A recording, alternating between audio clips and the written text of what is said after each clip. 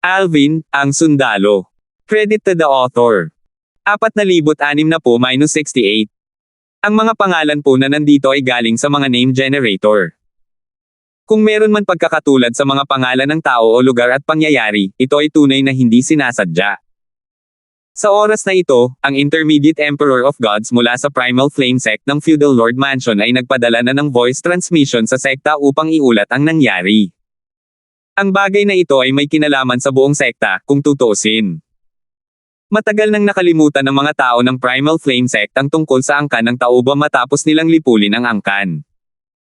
Gayunpaman, hindi nila inaasahan na may lilito na isang nakaligtas mula sa angkan ng Tauba sa oras na ito. Ang prodigy na sama-samang nilinang ng mga nangungunang puwersa sa Underworld Mansion ay isang nakaligtas mula sa angkan ng Tauba. Gulat na tanong ng sect leader ng Primal Flame Sect. Tama. Noong una, hindi ko masyadong inisip iyon nang marinig ko ang apelyido niya. Tutal, hindi naman iyon eksklusibong apelyido na tanging sa mansyon ng ating mga Panginoong Feudal lang umiiral. Sino ang mag-aakala na siya pala ang nakaligtas mula sa angkan ng Tauba? Hindi masyadong nag-isip ang mga tao mula sa Primal Flame Mansion nang marinig nila ang pangalan ni Basil sa simula. Inakala lang nila na siya ang batang prodigy na sama-samang kinultura ng mga nangungunang puwersa sa Underworld Mansion. Hindi inaasahan, ang taong iyon ang nakaligtas sa angkan na kanilang nilipol noon. Walang duda tungkol dito dahil ang Blood Phoenix bloodline ay eksklusibo lamang sa angkan ng Tauba. Kung isa lamang siyang ordinaryong tagapagsaka, maaari natin siyang iwasan at palayain. Gayunpaman, sa potensyal at lakas na ipinakita niya sa murang edad, hindi natin siya maaaring palayain. Para siyang isang bombang nag-aalab. Ano ang mangyayari sa susunod na 10,000 taon? Sa oras na iyon, maaaring lumakas na siya ng sapat para harapin ang ating sekta. Dapat siyang mamatay. Patayin mo siya anuman ang mangyari. Walang sino man sa sekta natin ang makakatapat niya pagkatapos ng isa pang 10,000 taon. Kailangan nating sugpuin ang problemang ito agad-agad. Sa susunod na 20,000 taon, maaaring kaya niya pang basagin ang guarding formation ng ating sekta. Kailangan natin siyang alisin. Kung hindi, ang ating sekta ay daranas ng isang sakuna sa hinaharap. Dapat siyang mamatay. Nang matanggap ng Intermediate Emperor of Gods mula sa Primal Flame Sect, na nasa lugar ng pista ng 7 mansyon, ang voice transmission mula sa kanyang mga kasamahan sa estate ng Primal Flame Sect, nakaramdam siya ng kawalan ng kakayahan. Natural niyang sumang-ayon na kailangang mamatay si Basil. Gayunpaman, ano ang magagawa niya kung isa na lang sa kanila ang kalabanan ng 3 Intermediate Emperors of Gods mula sa Underworld Mansion ngayon? Kung isasantabi na ang lahat ng iba pa, ano pa nga ba ang magagawa ng isang Primal Flame Sect laban sa 3 matataas na puwersa sa Underworld Mansion? Nang marinig ng Intermediate Emperor of Gods mula sa Underworld Mansion ng Yuan Clan ang mga salita ng Intermediate Emperor of Gods mula sa Primal Flame Sect, malamig niyang sinabi, "Bastos na bata. Arthur, mag-ingat ka sa mga sinasabi mo. Pinapayuhan kitang maging maayos ang iyong pag-uugali. Si Basil ay mula sa aming Underworld Mansion. Hindi kami natatakot sa iyong Primitive Flame Sect. Sumabay din ang mga Intermediate Emperors of Gods mula sa 2 pang matataas na puwersa sa Underworld Mansion. Arthur, alam namin ang alitan sa pagitan ng inyong sekta at ng angkan ng Tauba. Sa katunayan, dati ay hindi namin alam na isa siya sa mga nakaligtas sa angkan ng Tauba. Gayunpaman, ngayong alam na namin, paprotektahan pa rin namin siya.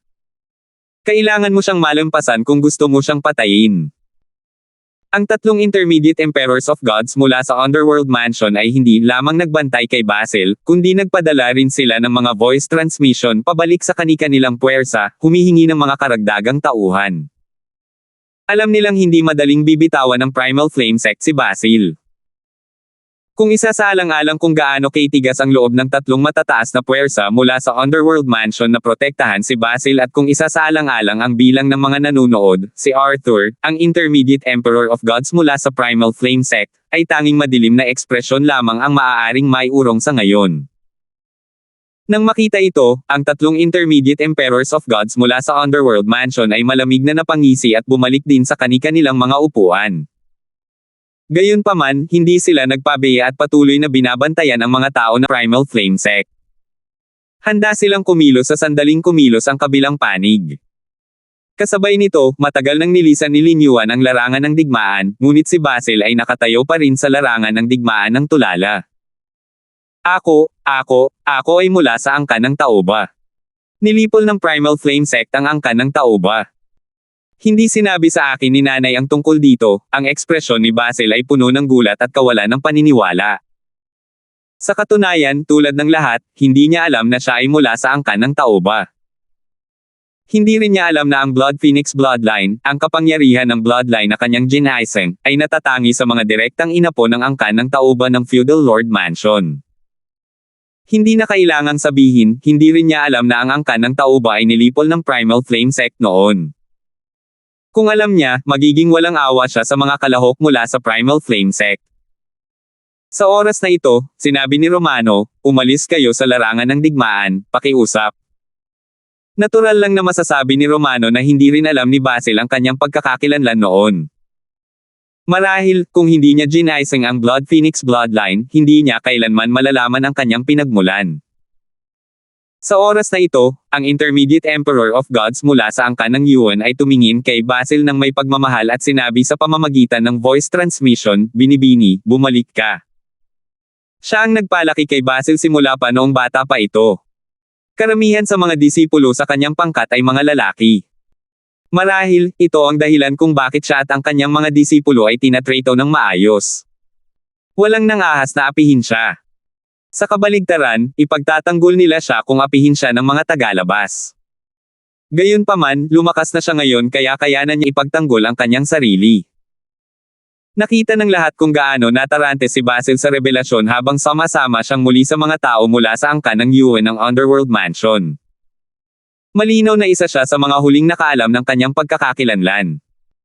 Habang ang iba ay nagdulot ng kaguluhan nang gamitin niya ang Blood Phoenix Bloodline, wala pa rin siyang kaalam-alam na nakikipaglaban kay Lin Yuan. Mukhang kahit si Basil ay hindi alam ang kanyang pagkakakilanlan. Sigurado akong walang sino man ang nag-akala na ang kanyang nakakagulat na pagkakakilanlan ay mabubunyag sa pista ng 7 mansyon. Bukod dito, ang Primal Flame Sect ay mayroon ding puot sa kanyang angkan. Tingnan mo. Halatang-halata na ang mga tao mula sa Primal Flame Sect ay balisa. Makikita mo talaga na sabik na silang patayin siya. Kung hindi, hindi sana sila kumilos ng mas maaga sa harap ng napakaraming tao. Tama iyan. Mabuti na lang at naprotektahan siya ng Underworld Mansion kanina. Gayunpaman, kung ang Primal Flame Sect ay mag-aalok ng tamang presyo, sa palagay mo ba ay ibibigay ito ng Underworld Mansion? Nagdududa ako.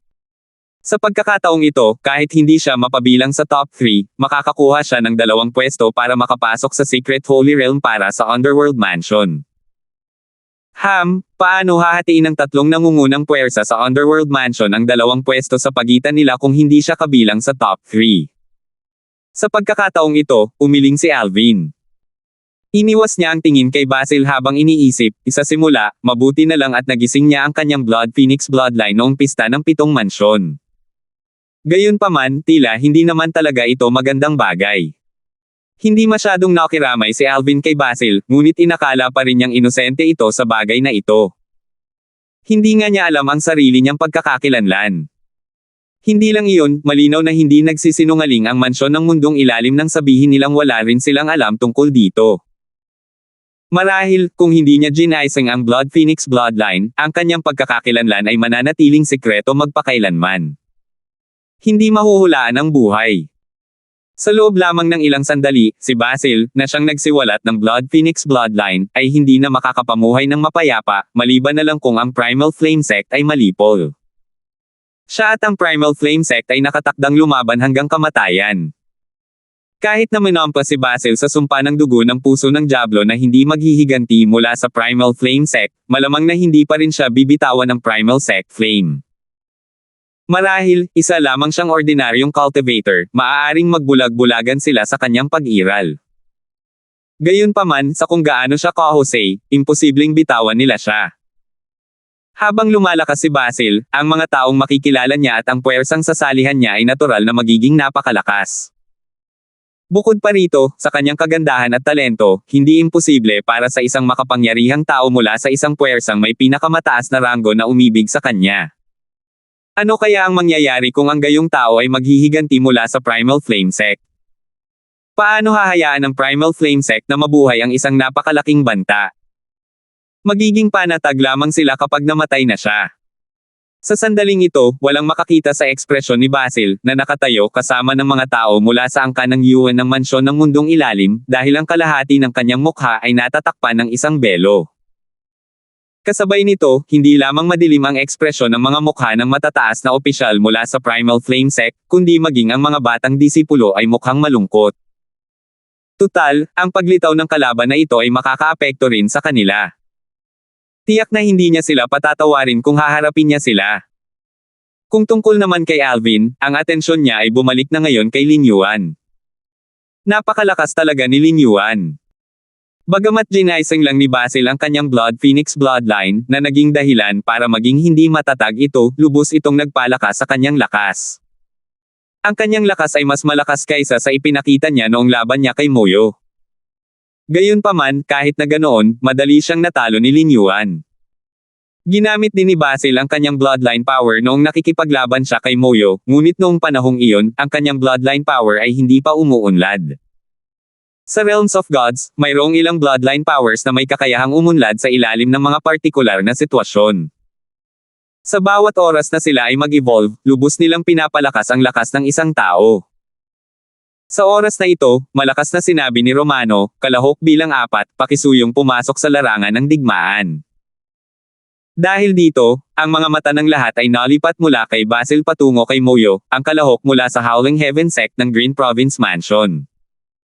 Dati, natalo niya si Basil kahit napantay ang kanilang laban dahil sa pagkakamali nito sa paghatol. Pagpasok sa larangan ng digmaan, mabilis na natunton ni Lowell ang kanyang pakay. Hinahamon ko ang kalahok bilang 3. Ang ikatlong kalahok ay si Lowell mula sa Divine Morning Mansion's Autumn Leaf Sect, na sama-samang kinultiba ng mga nangungunang puwersa sa Divine Morning Mansion tulad ni Basil mula sa Underworld Mansion. Pagpasok niya sa larangan ng digmaan, namumula ang kanyang mukha, at bahagyang umuga ang kanyang katawan. Halata na hindi pa siya nakakagaling mula sa matinding pinsalang natamo niya kahapon. Mabuti na lang at gumaling siya ng humigit kumulang 60% hanggang 70% ng kanyang mga pinsala, at nagawa lamang niya ito dahil sa patuloy na supply ng healing divine pills mula sa mga nangungunang puwersa sa Divine Morning Mansion. Kung hindi dahil sa mga divine pills, mapalad siyang gumaling ng 30% ng kanyang mga pinsala sa napakaikling panahon. Handy. Pagpasok sa larangan ng digmaan, ang mga mata ni Lowell ay tumingin sa mga mula sa United Heaven Sect ng Consonance Mansion bago nila natunton si Handy. Nagniningning ang kanyang mga mata sa puot. Dahil sa kanyang kapabayaan at panlilinlang ni Handy, 2 beses siyang tinamaan ng malakas. Kahit alam niyang siya ang may kasalanan sa kanyang kapabayaan, hindi pa rin niya maiwasang kamuhian si Handy dahil sa pagiging kasuklam-suklam. Paano naging ganito kawalang hiya si Handy? 4,061. Naaawa ako kay Lowell. Nang makita si Lowell na papasok sa larangan ng digmaan, maraming tao ang bumantong hininga, naaawa sa kanya dahil sa kanyang mga nakaraang malubhang pinsala. Batay sa kanyang kalagayan, halata sa lahat na hindi pa siya nakakabawi. Maging si Alvin ay umiling nang makita si Lowell.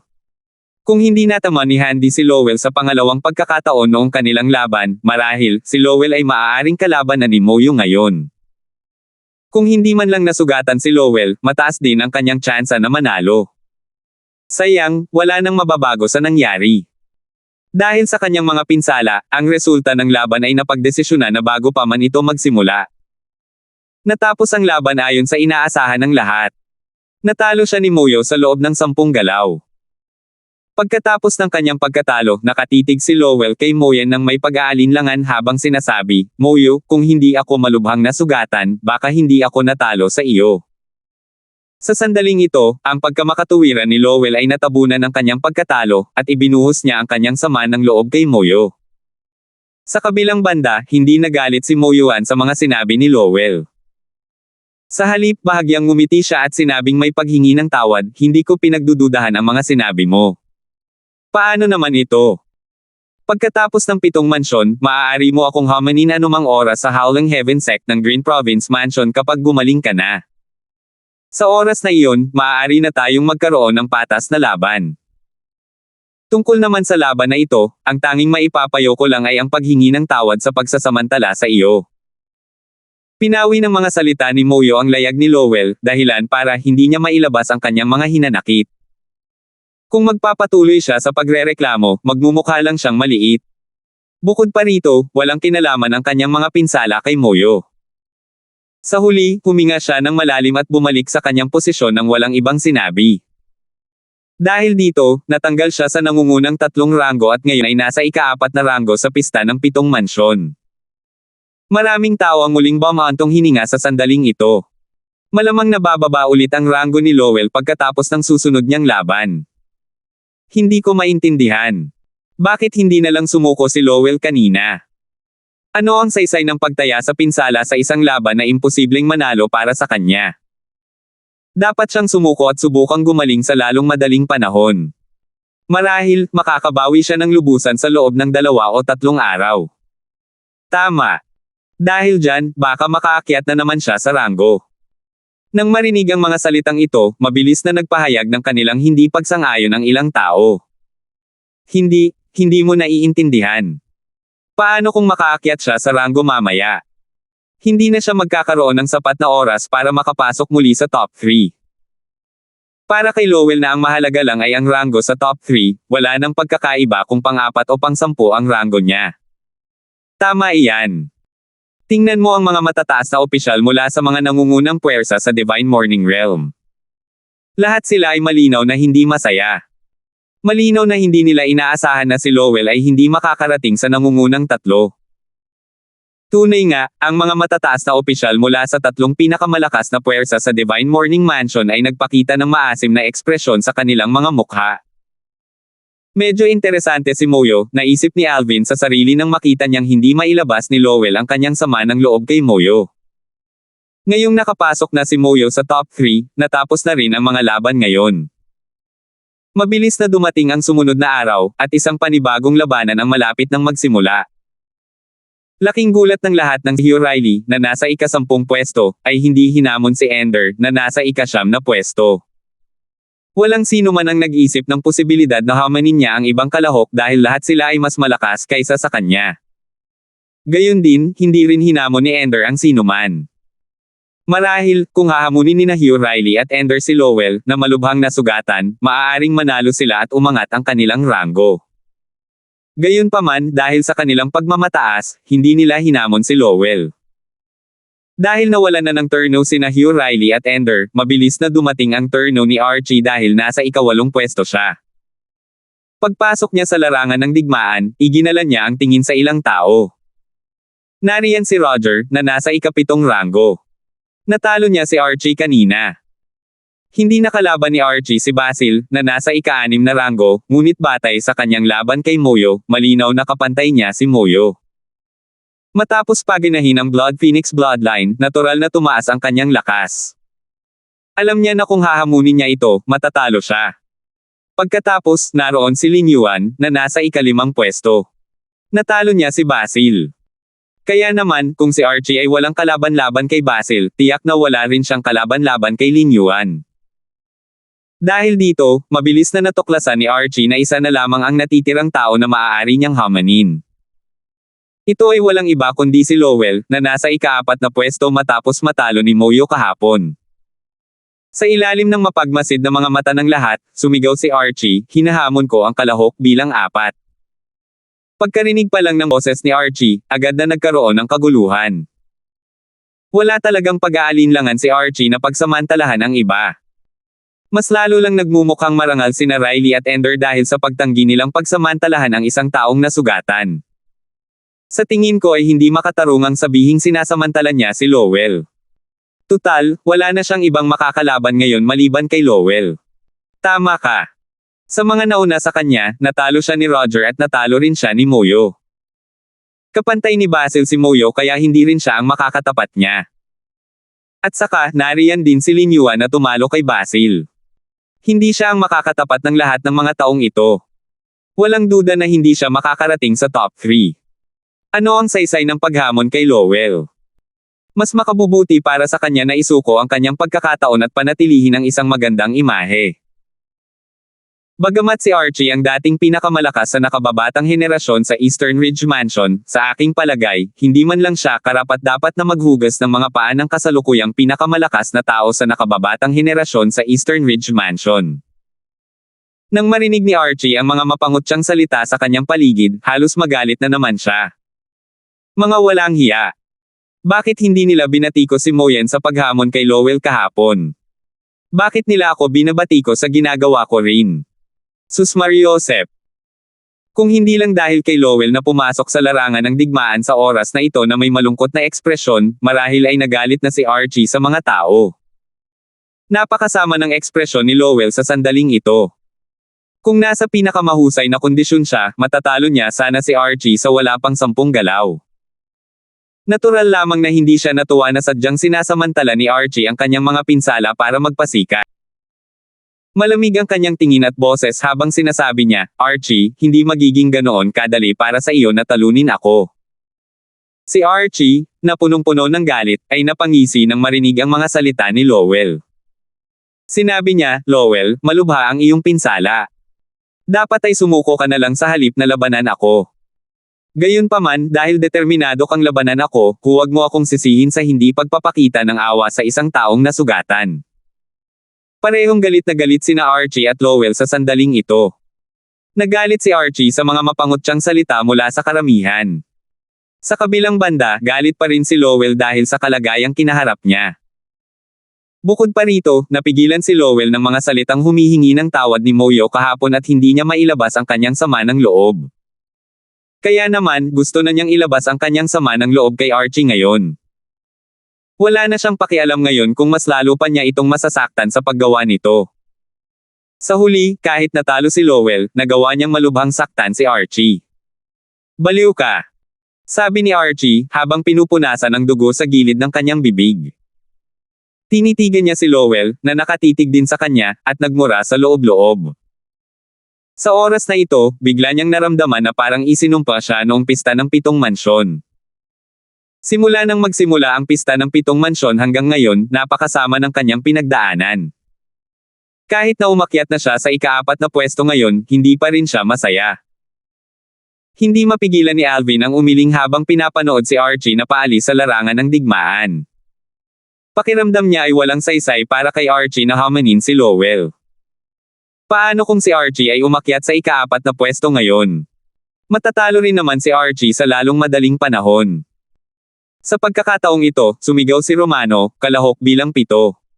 Dahil doon, pumasok si Roger sa larangan ng digmaan. Dahil natalo na niya si Archie dati, agad siyang umakyat sa ika-4 na pwesto, na nagpabagsak kay Archie. Pagkatapos, hinamon niya si Moyo, na nasa ika-3 pwesto. Hinamon ni Roger si Moyo. Nagpakita si Roger ng hindi kapani-pani walang lakas sa ngayon. Natalo pa niya si Archie. Gayunpaman, ang lakas na ipinakita ni Roger sa ngayon ay hindi kasing lakas ng kay Moyo. Iniisip ko kung itinatago pa rin niya ang kanyang lakas.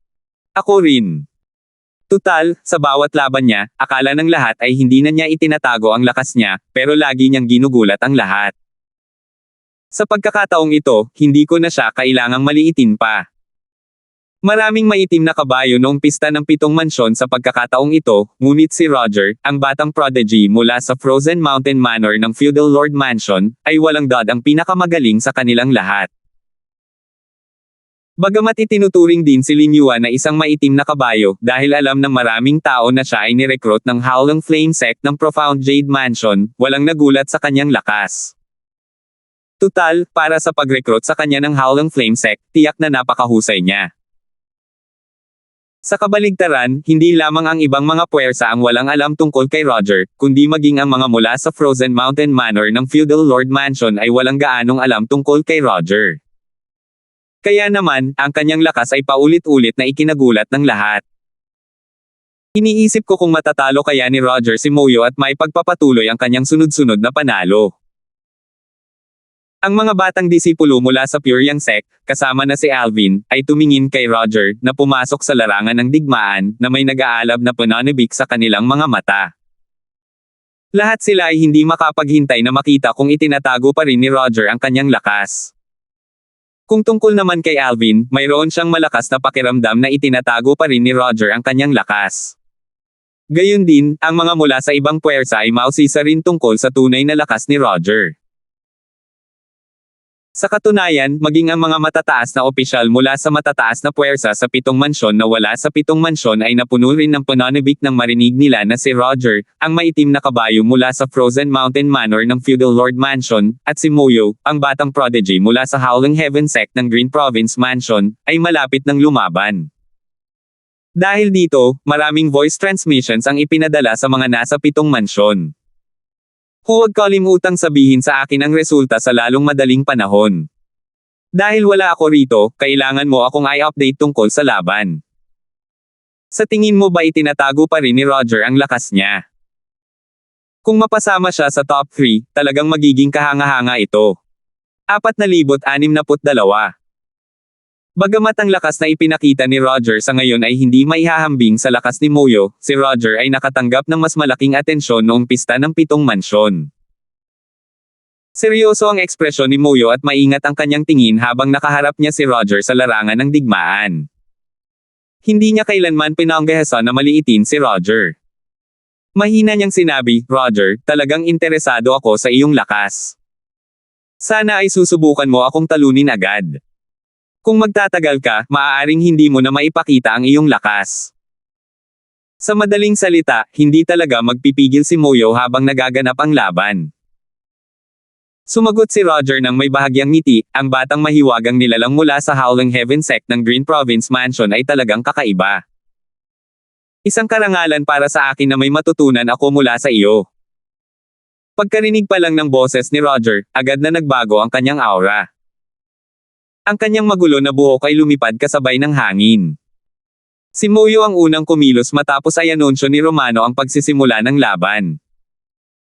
Ang kanyang nakakatakot na blood chi ay tumaas at bumagsak kay Roger na parang isang malakas na ulan. Kasabay nito, hindi mabilang na nakasisilaw na gininto ang sinag ng espada ang lumabas mula sa katawan ni Roger patungo kay Moyo.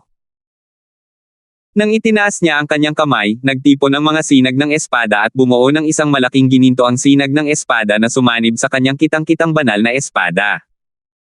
Umungol siya, slash. Nang magbanggaan ang mga atake ni na Roger at Moyo, isang nakakatakot na alon ang kumalat sa paligid. Tulad ng dati, mabilis na na-neutralize ni Romano ang mga alon. Nang hamupa ang alikabok, muling lumitaw sa paningin ng lahat ang dalawang kalaban. Si Roger, na nakadamit ng magulo gaya ng dati, ay nakatayo ng matangkad at malakas habang hawak ang kanyang espada. Sa kabilang banda, si Moyo ay makikitang sumusuray-suray na umatras ng ilang hakbang. Makikita rin ang dugo sa mga sulok ng kanyang bibig. Talo si Moyo. Gulat na gulat pa rin si Alvin kahit na inaasahan na niya ang resulta. Tutal, nasugatan ni Roger si Moyo sa isang suntok lang. Hindi lang iyon, nanatiling maayos ang laban. "Mas malakas ka kaysa sa akin," sabi ni Moyo habang bumubuntong hininga at umiling. Pagkatapos, bumalik siya upang tumayo kasama ang mga tao mula sa Howling Heaven sect. Kasabay nito, ang mga matataas na opisyal mula sa Howling Heaven sect ay nagtago ng madilim na ekspresyon sa kanilang mga mukha. Tutal, tiwala naman sila na mapabilang si Moyo sa nangungunang 3. Gayunpaman, pagkatapos ng laban na ito, alam nilang malabong magawa ito ni Moyo. Inisip nila ang pinagmulan ni Roger at kung si Roger ba ang panlabas na katulong na kinuha ng Frozen Mountain Manor ng Feudal Lord Mansion. Sa katunayan, si Roger ay palaging isang disipulo ng Frozen Mountain Manor. Palagi siyang hindi kilala kaya walang sino man mula sa ibang mga mansyon ang nakarinig tungkol sa kanya noon. Kahit ang mga tao ng Frozen Mountain Manor ay hindi alam na taglay niya ang ganitong lakas. Noong pista ng 7 mansyon lamang siya sumikat. Nakakatakot ang lakas niya, si Lin Yuan, na kanina pa mukhang kalmado, ay mukhang seryoso rin sa sandaling ito. Kasabay nito, kahit mukhang walang pakialam, nakaramdam ng sama ng loob si Basil. Kung tutuusin, napakaliit na ng tsansa niyang makapasok sa top 3 ngayon. Bago pa nakabawi ang mga tao mula sa pagkabigla ng panunood sa laban ni Roger, muling sumigaw si Romano, "Kalahok bilang 5, pumasok po kayo sa larangan ng digmaan." Si Lin Yuan, ang batang prodigy mula sa Howling Flame sect ng Profound Jade Mansion, ay lumipad papunta sa larangan ng digmaan. Sa katunayan, dapat sanay si Basil ang humamon, ngunit hindi siya pinayagang sumali dahil sa mga espesyal na pangyayari. Sa oras na ito, ilang matataas na opisyal mula sa Primal Flame sect ng Feudal Lord Mansion ang nakatitig kay Basil ng may pagpatay. Lahat sila ay naghihintay ng pagkakataong patayin siya. Ang ilang taong ito ay lubos na tapat at handang isakripisyo ang kanilang buhay kung nangangahulugan ito na maaari nila siyang patayin. Gayunpaman, napakahirap makahanap ng pagkakataon dahil mahigpit siyang pinoprotektahan ng mga intermediate emperors of gods mula sa mga nangungunang puwersa sa Underworld Mansion. Bukod doon, naroon din si Romano, na responsable sa pagpapanatili ng kapayapaan bilang punong abala ng pista ng 7 mansyon. Sinubukan nilang suhulan si Romano ngunit mabilis silang tinanggihan. Mukhang wala na akong ibang pagpipilian, sumulyap si Lin Yuan kay Moyo, na kaitetalo lang ni Roger. Sa paningin ng lahat, mas malakas si Lin Yuan kaysa kay Moyo na tumalo kay Basil bago niya ginaisang ang kanyang Blood Phoenix bloodline. Marahil, kung nasa pinakamahusay na kondisyon siya, hindi imposibleng matalo niya si Moyo. Bahagyang ngumiti si Lin Yuan habang tinatanong si Moyo, "Gusto mo bang lumaban o magpahinga?" Napangiti si Moyo ng mapait at walang magawa habang sumasagot, "Wala akong laban sa iyo. Tinatanggap ko ang hamon mo, at sumusuko na ako." Sa katunayan, maaaring tanggihan ni Moyo ang hamon ni Lin Yuan dahil katatapos lang niya ng laban. Gayunpaman, alam niyang wala siyang laban kay Lin Yuan at hindi rin niya maiiwasan ang laban mamaya. Kaya naman, mas mabuting sumuko na lang para hindi masayang ang oras nilang dalawa. Dahil wala siyang laban kay Lin Yuan, hindi niya hahadlangan si Lin Yuan sa pagsulong. Panoorin na lang niya ang laban mula sa gilid. Dahil doon, sinabi ni Romano, natalo ang kalaban ni Lin Yuan. Pagkatapos, tumingin siya kay Lin Yuan at nagtanong, "Ngayong ika-4 ka na sa ranggo, gusto mo bang hamanin ang 3 kalahok?" Ayon sa mga patakaran ng pista ng 7 mansyon, dapat mong hamanin ang 3 kalahok ngayon dahil umakyat ka sa ika-4 na pwesto nang hindi lumaban. Gayunpaman, dahil kakalaban lang ng 3 kalahok, maaari niyang piliing tanggihan ang iyong hamon. Gayunpaman, kung tatanggapin niya ang iyong hamon, kailangan mo siyang labanan o sumuko. Ang 3 kalahok ngayon ay si Roger, na siyang tumalo kay Moyo. Lumingon ang lahat kay Lin Yuan pagkatapos magsalita ni Romano. Nag-aalab ang kanilang mga mata sa pananabik at pag-asam nang marinig nilang kailangan ng hamanin ni Lin Yuan si Roger ngayon. Tumingin si Lin Yuan kay Roger at sinabi sa malalim na boses, "Kasali bilang 3, hinahamon kita." Gayunpaman, maaari kang tumanggi kung kailangan mo ng oras para mabawi ang iyong lakas mula sa iyong nakaraang laban. Maaari tayong lumaban sa susunod na laban. Ayokong pagsamantalahan ka. Sa gulat ng lahat, lumipad si Roger papunta sa larangan ng digmaan. Hindi na kailangan yan. Kaunting enerhiya lang ang naubos ko at nabawi ko na ito. Pusin na natin ito. Hindi na ako makapaghintay na matapos ang pista ng 7 mansyon, seryosong sabi ni Roger. Nagbago ang kanyang aura nang harapin niya si Lin Yuan sa larangan ng digmaan.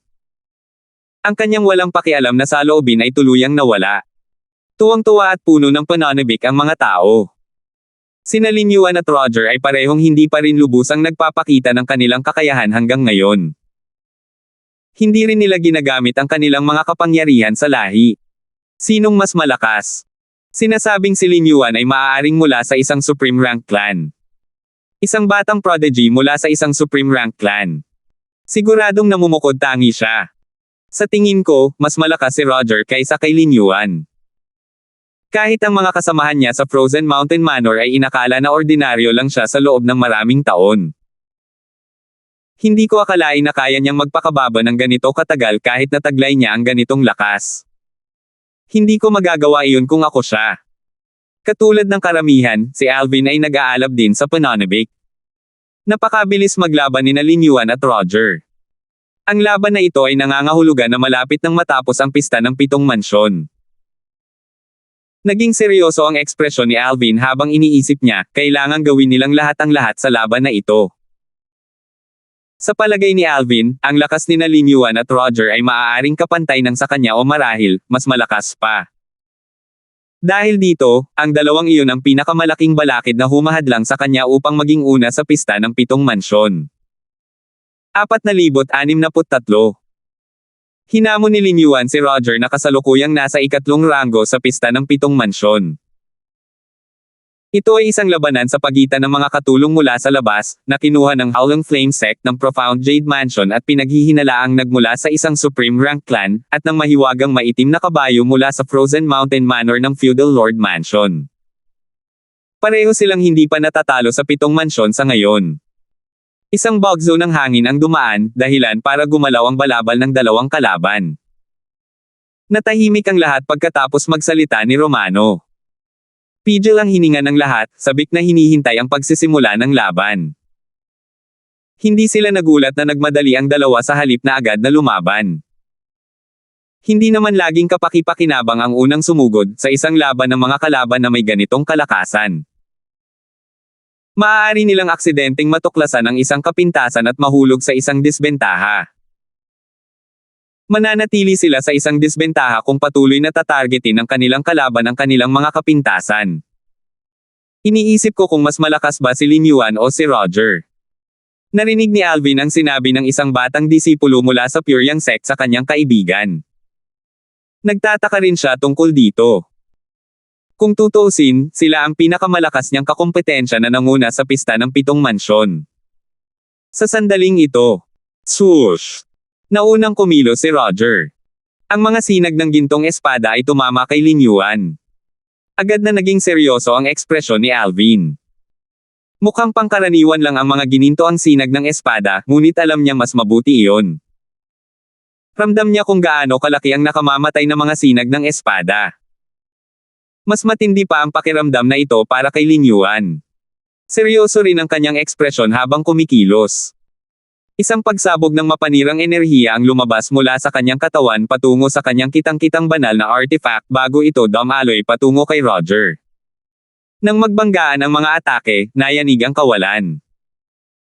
Sa sandaling nagbanggaan ang mga atake, nagkaroon ng napakaikling panahon ng katahimikan bago isang malakas na pagsabog ang umalingaw-ngaw sa hangin. Swoosh! Pagkatapos ng unang pag-atake, sumugod sina Roger at Lin Yuan patungo sa isa't isa habang hawak ang kanilang mga espada. Umihip ang hangin sa kanilang paligid habang sila ay nasangkot sa isang matinding malapitang labanan. Putok! Umakyat si Lin Yuan sa kalangitan at naglaho sa likod ng mga ulap sa isang kisap mata, na nagdulot ng pagsabog habang ginagawa niya ito. Isa na namang pagsabog ang umalingaw-ngaw sa hangin habang hinahabol ni Roger si Lin Yuan. Sunod-sunod na pagsabog ang umalingaw-ngaw sa hangin pagkatapos noon habang naglalaho ang mga ulap kasunod ng kaguluhan. Hindi nagtagal ang labanan sa ibabaw ng mga ulap bago bumaba ang dalawa. Habang nagpapatuloy ang laban, unti-unting nabubunyag ang lakas ng dalawa. Sa kasalukuyan, ang kanilang lakas ay maihahambing pa rin sa lakas na ginamit nila noon upang talunin ang kani-kanilang mga kalaban, sina Moyo at Basil. Gayunpaman, patuloy pa rin ang kanilang pagtaas ng lakas. Ganoon na ba kalaki ang pinipigilan nilang lakas? Sa palagay ko ay hindi naman ganoon karami ang mga kahangahangang talento sa mga nakaraang pista ng 7 mansyon, di ba? Wala pa nga silang 10,000 taong gulang, pero kahanga-hanga ang kanilang lakas. Kung si Lin Yuan ay tunay na nagmula sa isang Supreme Rank Clan, hindi nakakagulat na siya ay napakatalino ng talento. Gayunpaman, si Roger ay tiyak na hindi nagmula sa isang Supreme Rank Force, tama ba? Sino ang nakakaalam? May isang angkan ng Wang na isang angkan na may pinakamataas na ranggo sa labas ng 7 mansyon. Gayunpaman, ayon sa Frozen Mountain Manor, lumaki si Roger sa kanilang lupain, at ang kanyang mga magulang ay taga roon din. Malamang na hindi siya nagmula sa isang angkan na may pinakamataas na ranggo. Habang nag-uusap ang lahat, naging malungkot ang ekspresyon ni Alvin. Hindi pa rin ba nila nararating ang kanilang limitasyon? Labis na napipilitin si Alvin sa oras na ito. Kung patuloy na tataas ang lakas ng dalawa, imposibleng mauna siya sa pista ng 7 mansyon. Bagamat kailangan lang niyang lumaban para mapanatili ang kanyang ranggo, kung patuloy na tataas ang kanilang lakas, hindi siya sigurado kung magagawa niya ito. Ang ekspresyon ni Handy mula sa United Heaven Sect ay mas malungkot pa kaysa kay Alvin sa sandaling ito. Alam niyang wala siyang laban sa kanilang dalawa. Bumantong hininga siya sa loob. Mukhang imposible para sa akin na mapabilang sa top 3. Hindi nito naapektuhan si Handy kahit na hindi siya nakapasok sa top 3, ngunit napakahalaga nito sa United Heaven Sect. Tutal, malaki ang naipuhunan ng sekta sa kanya. Palihim niyang tiningnan ang mga matataas na opisyal ng sekta. Gaya ng inaasahan, medyo hindi maganda ang kanilang mga ekspresyon sa sandaling ito. Sa tingin ko mas malakas sila kaysa kay Alvin. Naisip ni Handy sa sarili ng gamitin nina Roger at Lin Yuan ang kanilang mga bloodline powers. Walang bloodline power si Alvin, pero mayroon siyang doppelganger mula sa batas. Iniisip ko kung mapalakas ba ng doppelganger niya ang lakas niya gaya ng bloodline powers ng dalawang iyon. Kung hindi, tiyak na matatalo siya. Bagamat mabilis lang ang naging laban ni Handy kay Alvin para malaman ang kanilang lakas, halos naramdaman niya ang lakas ni Alvin. Samantala, sa larangan ng digmaan, pantay pa rin ang laban ng dalawang kalaban matapos gamitin ang kanilang mga bloodline powers. Mukhang tabla ang magiging resulta ng laban. Inakala ni na Alvin at ng iba pa, kabilang ang mga matataas na opisyal mula sa iba't ibang puwersa, na matatapos sa tabla ang laban. Batay sa sitwasyon, tila wala nang sino man sa kanila ang pumipigil sa kanilang lakas. Nang makita ito, nakahinga ng maluwag si Alvin. Kung ito na ang hangganan ng kanilang lakas, mataas pa rin ang tsansa niyang mauna sa pwesto. Gayunpaman, sa sumunod na sandali, bigla siyang nakaramdam ng kung ano, at agad na nanlaki ang kanyang mga mata. Hindi. Kasabay nito, hindi mahahalatang nagbago ang ekspresyon ni Dylon. Nakakatuwa naman yan. Swoosh! Biglang sumabog ang enerhiya ni Roger, na agad na nagpagulo sa kanyang isipan. Umalangaw-ngaw sa ere ang tunog ng sipol ng espada habang winasak ng mga gininto ang sinag ng espada ang mga atake ni Lin Yuan bago tumama kay Lin Yuan. Si Lin Yuan ay pinalipad pabalik sa kalangitan, at dumura pa siya ng isang subo ng dugo. Pagkatapos, tumingin siya kay Roger nang hindi makapaniwala habang nagtanong, ang panimulang anyo ng sword daw. Si Lin Yuan ay isa ring eskrimador. Matapos ang maraming oras sa pag-aaral, sa wakas ay nagkaroon na siya ng tiyak na pag-unawa sa panimulang anyo ng sword daw. Dahil dito, naging positibo siya tungkol sa ganap na pag-unawa sa panimulang anyo ng sword daw sa hinaharap. Gayunpaman, sa oras na ito, natuklasan niya na ang pag-unawa ni Roger sa sword daw ay kapantay ng sa kanya sa simula ng laban.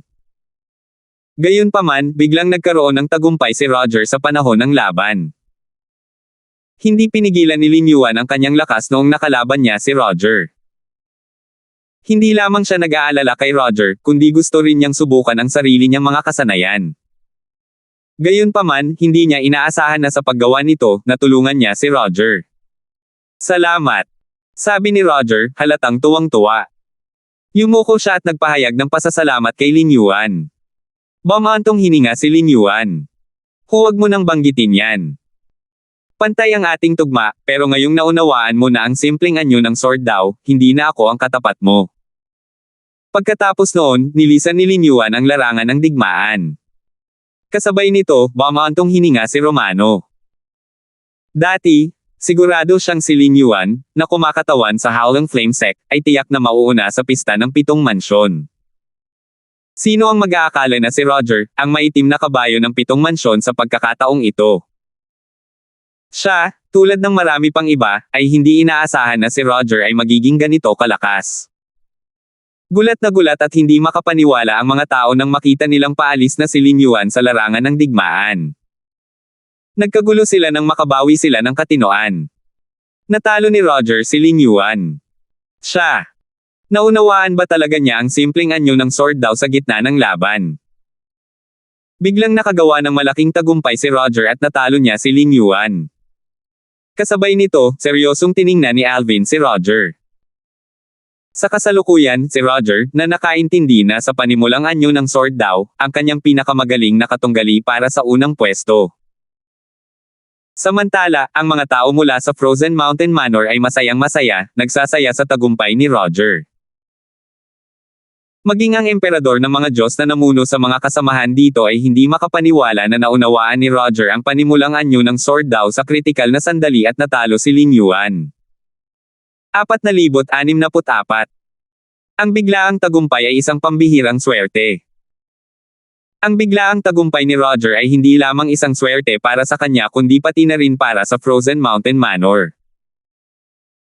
Sa oras na ito, hindi lamang iniisip ng mga tao na si Roger ay mapapabilang sa nangungunang tatlo, kundi malamang na siya rin ang mauuna sa pista ng 7 mansyon. Karamihan sa kanila ay nag-isip na si Alvin ay malamang na hindi makakalaban ni Roger ngayon. Bukod dito, sandali lamang na ipakita ni Alvin ang kanyang lakas, at batay sa pagsusuri ng kani-kanilang mga elder, na mga intermediate Emperor of Gods, tila hindi maihahambing si Alvin kay Roger. Bukod doon, hinulaan din ng kanilang mga elder na si Alvin ay malamang nakapantay ni Ling Yuan. Matapos makinig sa kanilang mga elder, natural lamang na isipin nila na si Alvin ay hindi makakalaban ni Roger. Ang lakas na ipinakita ni Alvin kanina ay mas mahina kaysa kay Roger. Sabi ng nakatatanda ko, malamang na hindi makakatapat si Alvin kay Roger. Kasabay nito, bukod kay Dylon, ang mga matatanda at mga batang disipulo mula sa Pyongyang sect ay nagpakita ng seryosong ekspresyon sa kanilang mga mukha. Malinaw na hindi rin nila iniisip na si Alvin ay kapantay ni Roger. Gusto sanang tanungin ng ilan sa mga batang disipulo mula sa Pyongyang sect si Alvin ngunit nagpigil sila ng kanilang mga tanong nang makita nila ang seryosong ekspresyon sa mukha ni Alvin. Lalo nitong pinagtibay ang kanilang mga iniisip na hindi siya kayang tapatan ni Roger. Upang maiwasan ang pag-asar sa kanilang mga nakatatanda at kay Alvin, nag-usap sila sa pamamagitan ng voice transmission. Kahit na ang mga intermediate Emperor of Gods ay nagsabi na, "Mukhang totoo nga. Sayang naman. Akala ko talaga ay mauuna si Alvin sa pista ng 7 mansyon sa pagkakataong ito. Tama ka. Sayang talaga." Taliwas sa mga tao ng Pyongyang sect, natural na natuwa si Archie mula sa angkan ng Walker. Ngumisi siya habang mapang-uyam na sinasabi sa pamamagitan ng voice transmission, "Alvin, paano kung lumakas ka na? Paano kung wala akong laban sa iyo? Sapat na para sa akin na malaman na hindi ka makakarating sa unang ranggo." Tila nakalimutan ni Archie na kahit hindi mapunta sa unang pwesto si Alvin, mapapasailalim pa rin siya sa unang tatlo. Bahagyang nagulat si Alvin nang matanggap niya ang voice transmission ni Archie. Pagkatapos, sumulyap siya kay Archie at sinabing, "Kahit na hindi ako maka-first rank, hindi problema para sa akin ang marank sa top 3. Hindi ako katulad mo na hindi man lang makarank sa top 3. Hindi, malamang hindi ka man lang makarank sa top 5. Kumunat ang noo ni Archie habang nakatitig ng masama kay Alvin. Sa kabilang banda, hindi na pinansin ni Alvin si Archie. Sa kanyang palagay, si Archie ay parang isang payaso lamang. Samantala, lahat, kasama na si Alvin, ay gulat pa rin na natalo ni Roger si Ling Yuan. Nauna nang inakala ni Alvin na magtatapos sa tabla ang laban. Hindi niya inaasahan na bigla na lang makakalusot si Roger bago niya matalo si Ling Yuan. Matapos talunin ni Roger si Ling Yuan at mapanatili ang kanyang ranggo sa ikatlong pwesto, natapos ang laban para sa araw na iyon. Nasa pangalawang pwesto na ngayon si Handy, ngunit hindi siya sapat na malakas para talunin si Alvin. Matapos masaksihan ang laban ni Roger at Ling Yuan, alam din niyang hindi siya makakalaban ng dalawa. Dahil dito, handa siyang matalo sa unang 3 pwesto. Sa oras na ito, hindi na siya magugulat kung patuloy na magpapakita ng mas malakas na puwersa si Roger. Simula pa noong una, si Roger, ang maitim na kabayo, ay patuloy na ginugulat ang lahat sa kanyang tila walang limitasyong potensyal. Habang ang mga tao ng Pyongyang sect ay bumalik sa kanilang pansamantalang tuluyan, nanatiling tahimik si Alvin. Patagang hindi binanggit ng lahat ang away sa pagitan ni Roger at Ling Yuan. Kahit si Pong ay iniwan si Alvin para maiwasan ang pagbibigay ng pressure kay Alvin. Bukod pa rito, hindi niya alam ang angkop na mga salita para aliwin si Alvin ngayon. Mas makabubuti para sa kanya na iwan na lang si Alvin at hayaang natural na dumaloy ang mga bagay-bagay. Nang maibalik ang balita sa Pyongyang sect, maraming matataas na opisyal ang nadismaya nang marinig nila na malabong mauna si Alvin sa pista ng 7 mansyon. Mataas ang kanilang pag-asa para sa kanya. Gayunpaman, nakahinga sila ng maluwag nang masabihan silang malamang na mapabilang si Alvin sa nangungunang tatlo kahit na hindi siya mauna. Lumagpas na ito sa kanilang unang inaasahan. Bukod dito, naroon din si Ender, na ikinagulat nilang lahat nang mapabilang siya sa nangungunang 10 pwesto. Dahil dito, kahit na hindi mauna si Alvin, hanggat nasa nangungunang tatlo siya, makakakuha pa rin ang Pure Yang Sect ng 5 pwesto para makapasok sa Secret Holy Realm. 5 pwesto ang higit pa sa kanilang inaasahan noong una. Pagkatapos bumalik ng lahat, nagulat si Alvin nang makita si Dylan na sumusunod sa kanya papunta sa kanyang bahay na gawa sa kahoy. Elder Ye, paano kita matutulungan? Sumagot si Dylan nang nakangiti, pumasok muna tayo bago tayo mag-usap. Tumanggaw si Alvin, iniisip kung ano ang gustong pag-usapan ni Dylan sa kanya. May plano ba si Dylan na magbigay ng mga salitang pampalakas ng loob?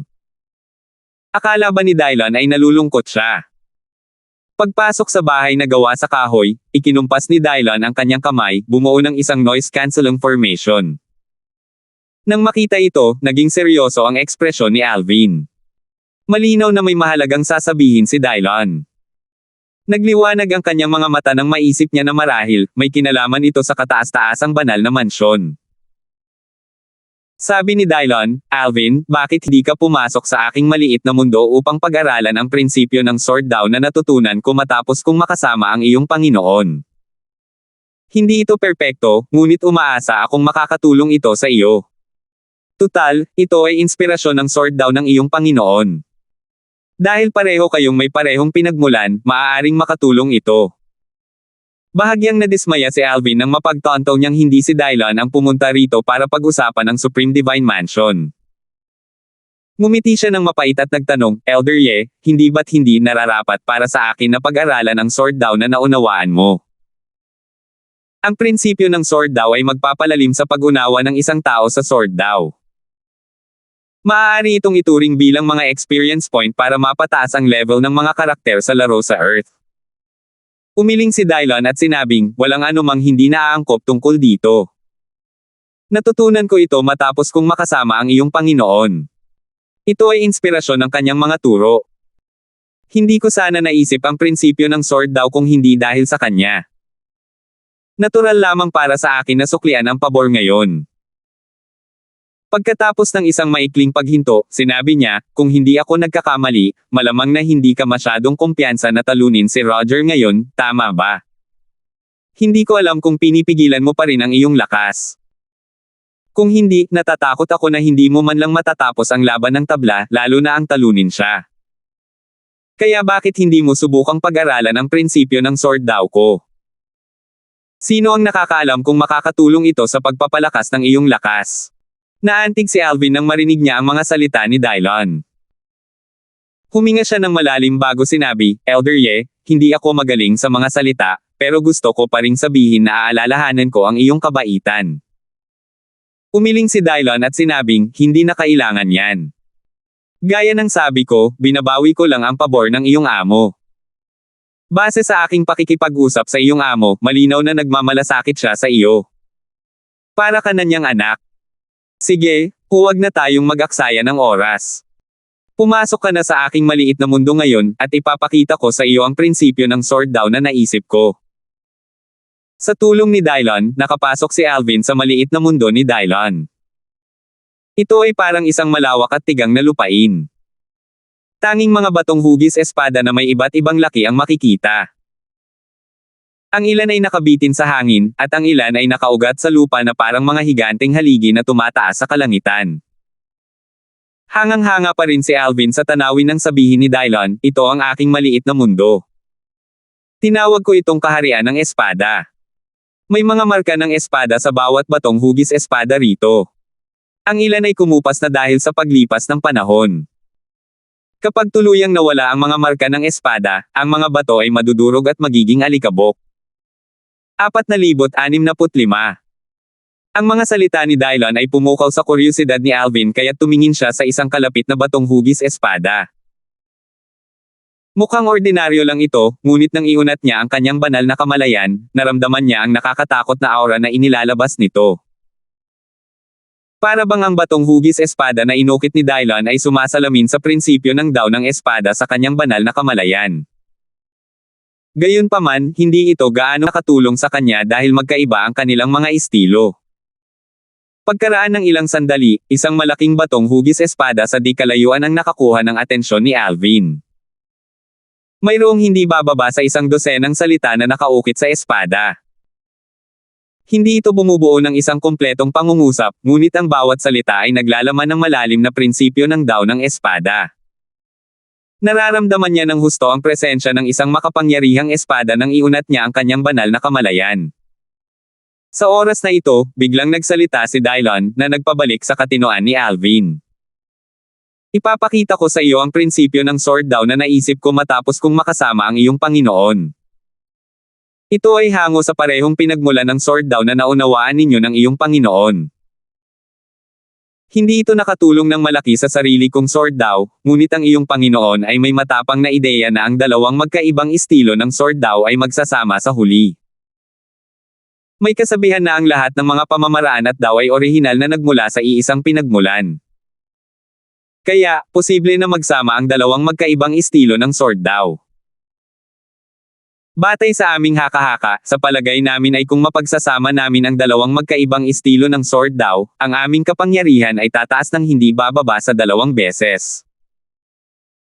Nang marinig ni Alvin na pinag-usapan ni Dylon at ng kanyang Panginoon na si Berting ang pagsasama ng dalawang magkaibang sword daw, naisip niya na isa nga itong matapang na ideya. Mahirap nang intindihin ang isang sword daw, lalo na ang dalawa. Bukod pa rito, hindi tulad ni Dylon, siya ay gipit sa oras. Kailangan niyang mabilis na palakasin ang kanyang lakas. Kung tungkol naman kay Dylon, ang kanyang cultivation ay umabot na sa isang bottleneck, at ang kailangan na lang niya ngayon ay isang hindi inaasahang engkwentro upang malampasan ito. Kung ang prinsipyo ng daw ni Dylon ay hindi inspirasyon ng kanyang Panginoon, tatanggihan niya ang mabuting intensyon ni Dylon.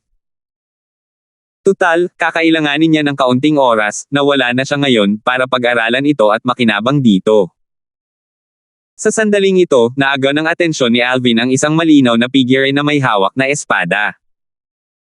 Sinimulan na ni Dylon na ipakita ang prinsipyo ng sword daw na kanyang naisip. Pamilyar kay Alvin ang mga galaw. Pareho lang ang estilo ng espada. Sayang at wala akong masyadong oras. Kung may oras ako, maiintindihan ko ang pangalawang estilo ng sword daw tulad ni Elder Ye. Bumantong hininga si Alvin sa loob-loob niya. Habang lumilipas ang oras, nagulat si Alvin.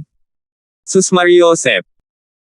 Ang laki ng naging progreso ni Elder Ye sa maikling panahon gamit ang kanyang pangalawang sword daw. Marami pa siyang isinama ng mga bagong elemento. Gaya ng inaasahan sa isang henyo sa espada. Natuklasan ni Alvin na ang bagong sword daw ni Dylon ay lubos na nagbigay inspirasyon sa kanya. Sa katunayan, naramdaman niya na maaari pa niyang mapataas ang kanyang sword daw sa isang bagong antas at malampasan pa ang sword daw ni Dylon. Hindi na kailangang sabihin, sa talento ni Dylon, hindi magtatagal at maaabutan at malampasan muli siya ni Dylon. Siguro naabot na rin ni Elder Ye ang isang bottleneck sa kanyang sword daw. Bukod pa rito, mas mahirap pa ang bottleneck na ito kaysa sa akin. Kung hindi, imposibleng malampasan pa niya ito pagkatapos ng napakaraming taon. Kung may pagkakataon, kailangan kong suklian ang kanyang kabaitan. Sinundan ni Alvin ang landas ng kanyang Panginoon patungkol sa sword daw, ngunit sa paglipas ng panahon, hinubog niya ang sarili niyang landas at bumuo ng sarili niyang estilo. Sa sandaling ito, napakalinaw ng isip ni Alvin habang pinagmamasdan niya si Dylon. Dahil pareho sila ng pinagmulan, madali para sa kanya na maunawaan ang mga galaw. Natuklasan din niya na nakakuha siya ng mga bagong pananaw at inspirasyon sa pamamagitan ng panunood kay Dylon. Patuloy na lumipas ang oras habang ibinubuhos ni Alvin ang kanyang sarili sa panunood sa pagpapakita ni Dylon ng kanyang sword daw. Sa isang kisap mata lang, isang araw na ang lumipas.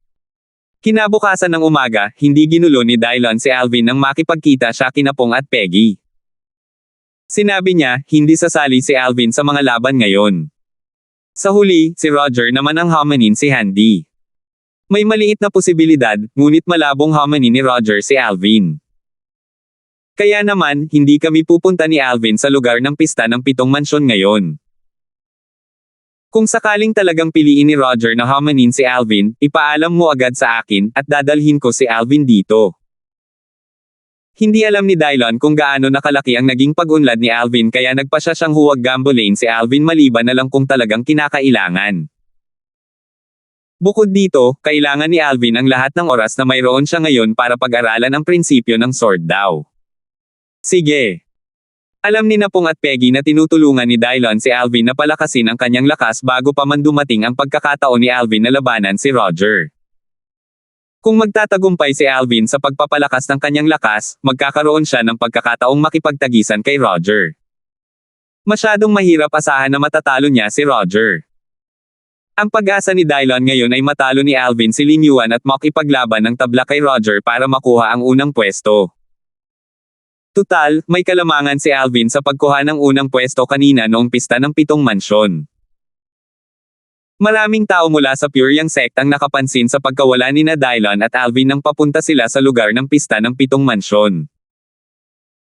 Inakala nilang nauna nang umalis ang dalawa papunta sa lugar, ngunit nang dumating sila, natuklasan nilang wala na sila. Kaya naman, hindi mahirap hulaan na tinutulungan ni Dylon si Alvin na palakasin ang kanyang lakas. Gayunpaman, hindi sila masyadong positibo sa mga resulta. Ano ang saysay ng pakikipaglaban sa huling sandali? Hamanin ni Roger si Alvin bukas.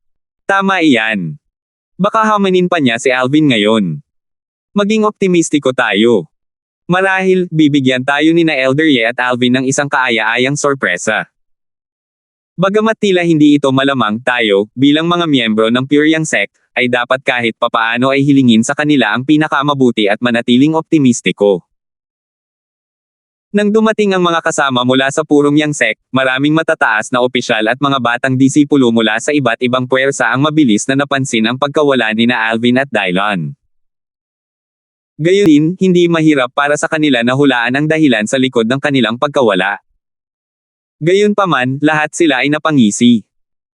Umaasa si Dylon na mapalakas ang lakas ni Alvin sa maikling panahon. Nanaginip lang siguro siya. Bukod pa rito, kung hahamunin ni Roger si Alvin ngayon, kailangan niyang itigil ang anumang ginagawa niya at pumunta rito. Sa palagay ko ay hindi hahamunin ni Roger si Alvin ngayon. Kasabay nito, si Archie mula sa angkan ng Walker ay ngumiti ng may paghamak habang iniisip ang sarili, isang huling minutong pagtatangka. Napaka-inosente at walang silbi. Samantala, ang Intermediate Emperor of Gods mula sa Frozen Mountain Manor, na nanguna sa mga kasama rito, ay nagtanong kay Roger, "Roger, ano ang plano mo? Haharapin mo ba si Alvin ngayon?" Umiling si Roger at sinabing, "Pinag-isipan ko itong mabuti kahapon. Hamanin ko si Handy ngayon at hamanin si Alvin bukas. Sa palagay ko ay walang magagawa si Alvin para mapalakas ang kanyang lakas sa ganoong kaikling panahon. Ayokong baguhin ang desisyon ko ng walang magandang dahilan. Natatakot akong baka magkaroon ito ng buhol sa puso ko at makaapekto sa aking cultivation mamaya." Determinado si Roger na hamanin si Handy ngayon. Ayaw niyang lalong mangibabaw ang takot kay Alvin sa kanyang isipan at mga kilos. Ang ganitong mga duwag na pag-iisip at kilos ay makakaapekto lamang sa kanyang hinaharap na paglilinang. Bahagyang nagbago ang ekspresyon ng Intermediate Emperor of Gods nang marinig ang mga salita ni Roger. Sabi niya, "Sige, susundin namin ang plano mo." Sa palagay ko ay hindi rin siya makakagawa ng anumang pag-unlad sa ganoong kaikling panahon. Ang isang buhol na nabuo sa puso ng isang tao ay hindi dapat ipagwalang bahala kahit na maliit lamang ang panganib na mabuo ito. Magiging kapahamak kung mabubuo ito. Noong nakaraan, may isang makapangyarihang tao mula sa Frozen Mountain Manor na nabigong malampasan ang kanyang heavenly tribulation dahil sa isang buhol na nabuo sa kanyang puso at nilamon siya. 466. Hindi na kailangang sabihin pa, nagpatuloy ang pista ng 7 mansyon kahit wala sina Alvin at Dylon. Bukod dito, ang pang-4 hanggang pang-10 pwesto ay halos nakumpirma na. Madaling umangat sa pangalawang pwesto si Roger matapos sumuko si Handy ng walang laban. Dahil sa mga patakaran ng pista ng 7 mansyon, hindi kayang hamanin ni Lin Yuan ang pangalawang kalahok. Kaya naman, si Handy na lang ang kanyang maamon kalaunan para umangat sa ikatlong pwesto. Kung tungkol naman sa ranggo pagkatapos ng ikatlong pwesto, siguradong nasa huling dalawang pwesto sina Ender at Hugh Riley. Si Hugh Riley, na nasa ika-10 pwesto na ngayon, ay tila walang balak na labanan si Ender para sa ika-9 na pwesto. Dahil dito, nakumpirma na ang dalawang pinakamababang ranggo. Sa ngayon, sina Lowell at Archie ay nasa ika-8 pwesto at ika-7 ayon sa pagkakabanggit. Si Basil ay nasa ika-6 na pwesto. Si Moyo ay nasa ika-5. Si Lin Yuan ay nasa ika-4 na pwesto. Si Handy ay nasa ika-3 pwesto. Si Roger ay nasa pangalawa. Si Alvin ay nasa una. Ito ang mga ranggo sa pagtatapos ng araw. Karamihan sa mga tao ay may palagay na hindi gaanong magbabago ang ranggo. Sa puntong ito, sabik na nilang inaabangan ang laban sa pagitan nina Roger at Alvin. Bukas, tiyak na hahamunin ni Lin Yuan si Handy at aakyat sa ika-3 pwesto. Pagkatapos, kakailanganin ni Roger na hamanin si Alvin. Kung mananalo si Alvin, dapat ay tapos na ang pagraranggo. Kung matatalo siya, kailangan niyang labanan si Lin Yuan para sa pangalawang pwesto. Pakiramdam ko ay walang malaking tsansa si Alvin na mauna sa ranggo. Wala sina Alvin at Elder Ye ngayon. Malinaw na umaasa sila sa isang himala sa huling minuto. Ipinapakita nito na walang kumpiyansa si Alvin na makipaglaban para sa isang tabla kay Roger, lalo na't hindi niya matalo si Roger. Sang-ayon ako. Ang mananalo sa pagkakataong ito ay si Roger, ang maitim na kabayo ng pista ng 7 mansyon. Iniisip ko kung mas malakas ba si Alvin o si Lin Yuan. Malalaman mo rin bukas. Si Roger na ngayon ang sentro ng atensyon. Karamihan sa mga tao ay nag-akala na siya ang mauuna sa pista ng 7 mansyon. Halos walang nag-akala na may pagkakataon si Alvin na talunin si Roger. Natalo na si Lin Yuan kay Roger.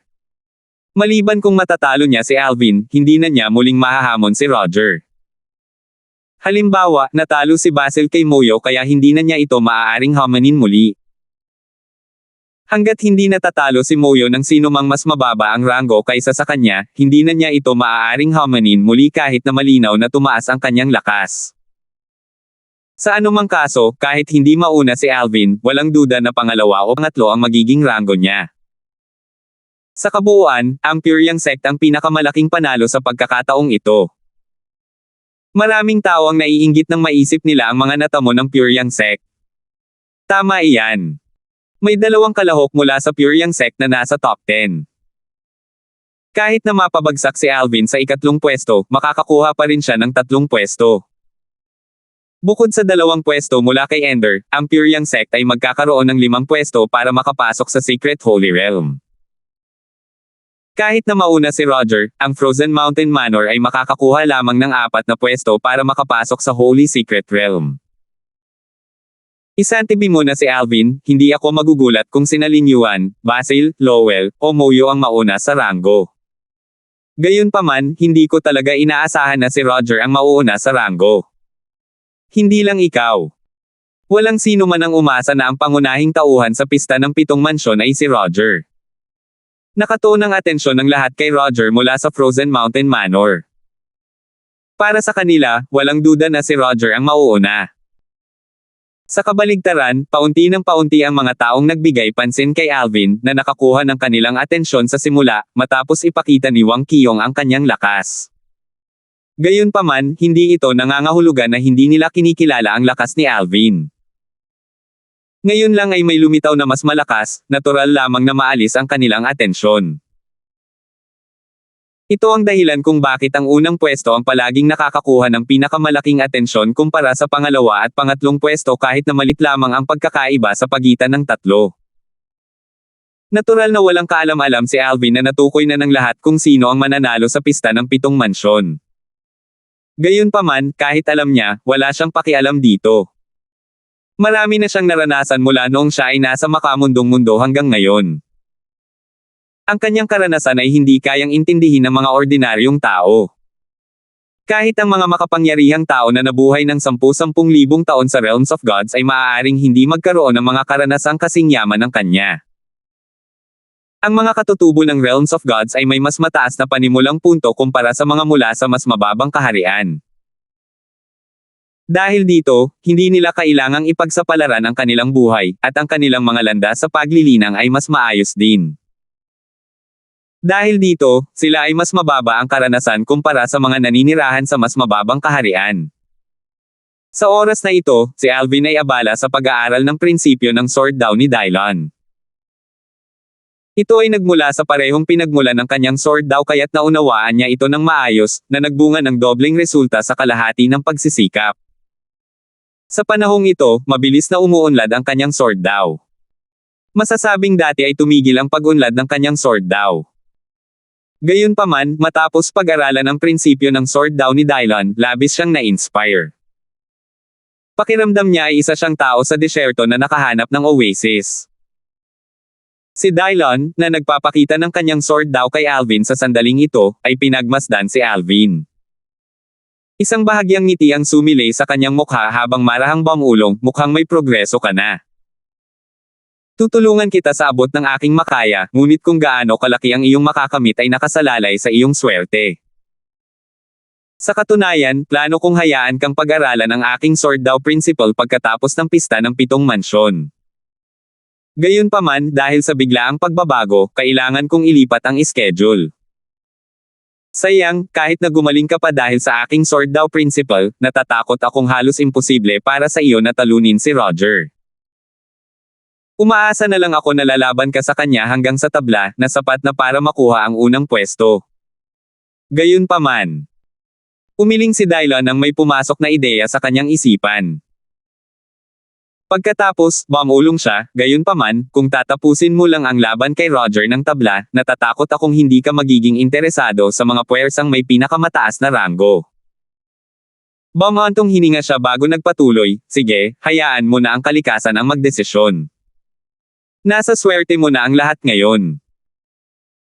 Tutal, kahit hindi mo makuha ang atensyon ng mga puwersang may pinakamataas na ranggo ngayon, tiyak na makukuha mo rin ang kanilang atensyon sa kalaunan gamit ang iyong mataas na likas na talento at kasanayan sa pag-unawa.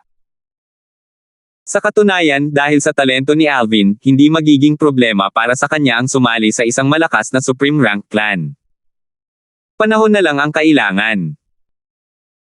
Ang mahalaga ay kung iimbitahan ba siya ng mga ito na sumali o kung sasali siya sa pamamagitan ng normal na proseso ng recruitment. Kung ito ang una, makakapag-ayos si Alvin ng mga kondisyon at makakatanggap din ng mas maayos na pagtrato. Ang mga sumali sa pamamagitan ng ordinaryong proseso ng recruitment ay natural na hindi bibigyan ng anumang espesyal na pagtrato. Kailangan nilang dahan-daang umakyat mula sa ibaba upang makatanggap ng mas mahusay na pagtrato. Kasabay nito, walang tao sa lugar ng pista ng 7 mansyon. Mataas sa kalangitan, sa ibabaw ng mga ulap, ang kahangahangang palasyo ng Jade mula noon ay nakalutang pa rin sa ere.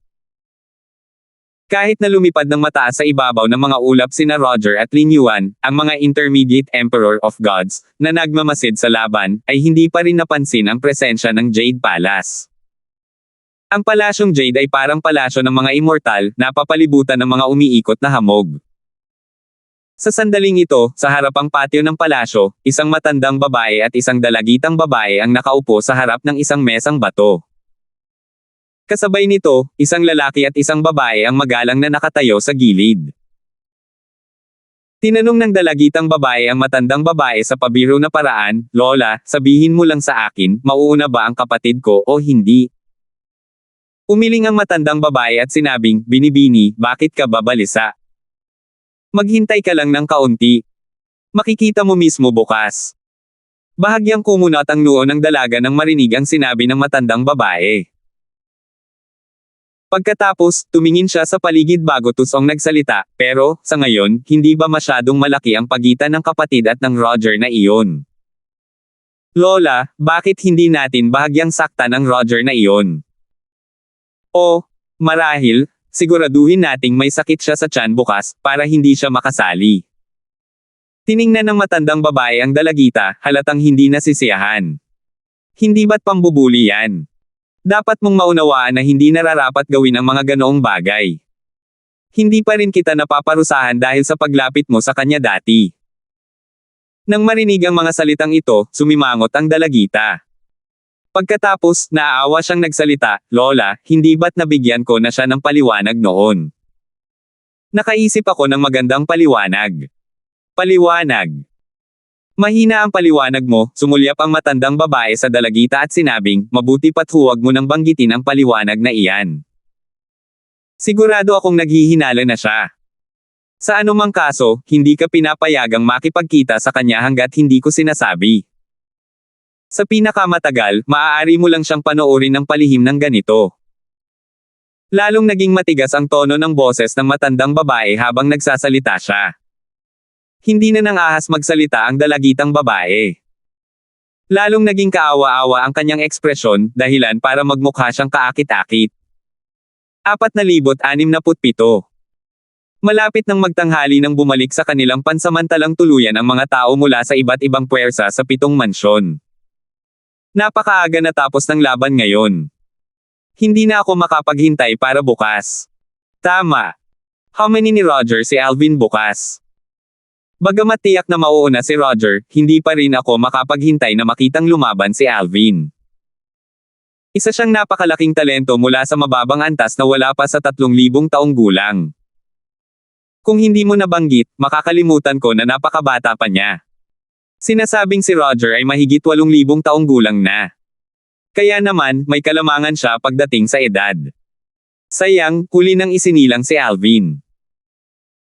Maraming tao sa pangkat ng edad ni Alvin sa 7 mansyon, ngunit wala ni isa sa kanila ang mga simpleng Panginoon kaya hindi sila maaaring lumahok sa pista ng 7 mansyon.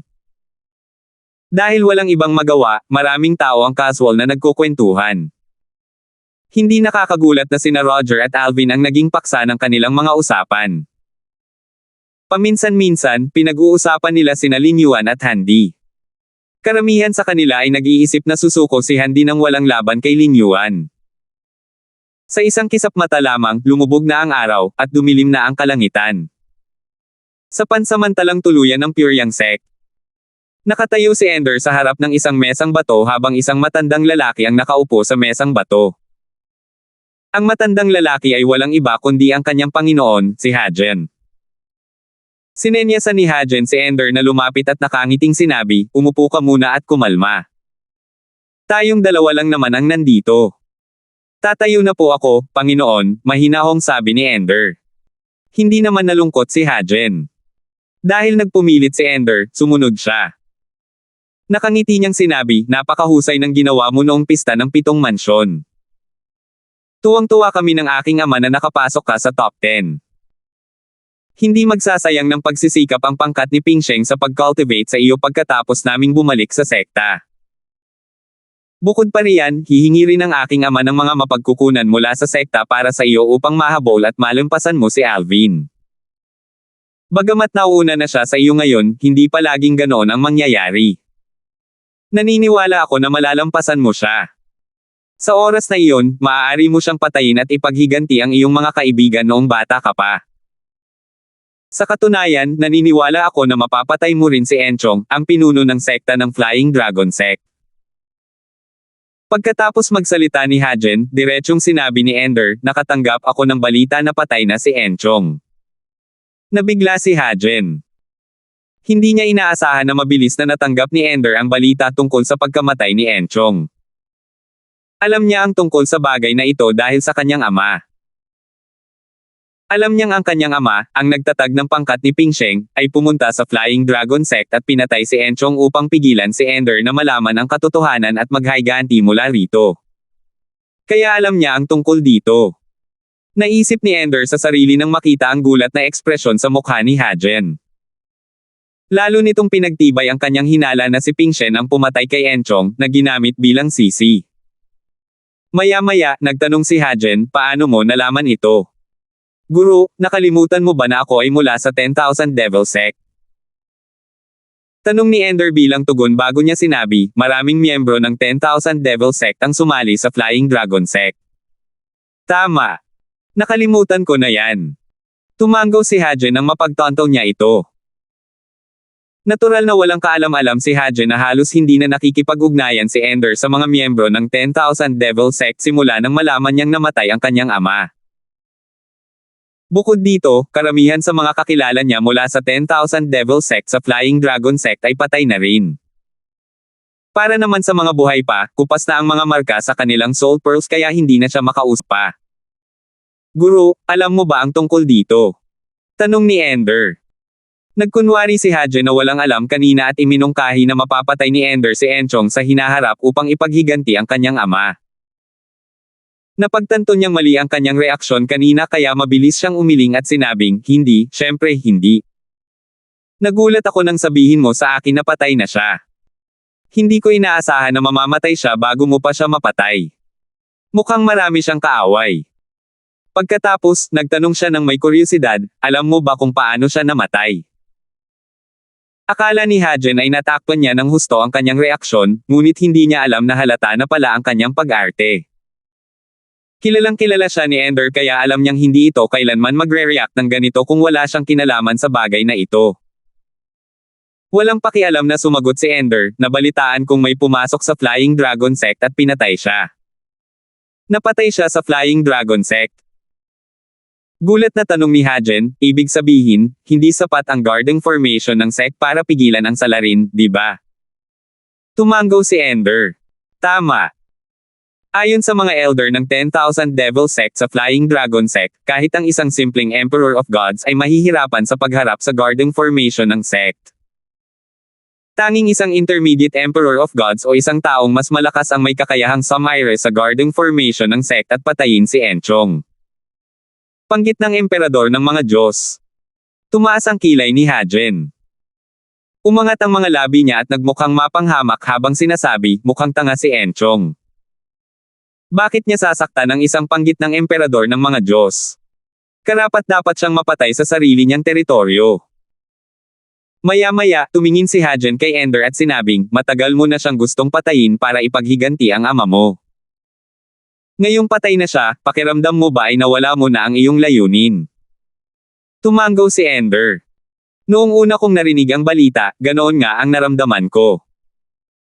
Gayunpaman, kalaunan, napagtanto kong mayroon pa rin akong isa pang kaaway, si Alvin. Mataas pa rin ang aking motibasyon na maging mas malakas. Kasabay nito, naisip ni Ender sa sarili, ang pinakalayunin ko ngayon ay patayin ka, Hadjen. Hindi ako titigil hanggat hindi ako sapat ang lakas para ipadala ka sa iyong kamatayan. Labis ang pagkamuhi ni Ender kay Hadjen, ngunit alam niyang kailangan niyang magpanggap na hindi. Kung mabubunyag ang kanyang mga iniisip, tiyak na papatayin siya ni Pingchen at Hadjen. Hindi siya takot sa kamatayan, ngunit ayaw niyang mamatay sa kamay ng mag-ama. Bukod dito, gusto niya muna silang patayin. Nakahinga ng maluwag si Hodging. Sabi niya nang may magiliw ng ngiti, mabuti naman. Natatakot ako na baka mawalan ka ng gana matapos malaman na patay na si Enchong. Panatag na ang loob ko matapos makinig sa iyo. Gaya ng inaasahan, hindi mo ako binaygo. Dati, matutuwa sana si Ender kung maririnig niya ang mga ganoong salita mula kay Hadjen. Gayunpaman, matapos malaman ang katotohanan, labis siyang nandidiri sa kung gaano kamanloloko si Hadjen.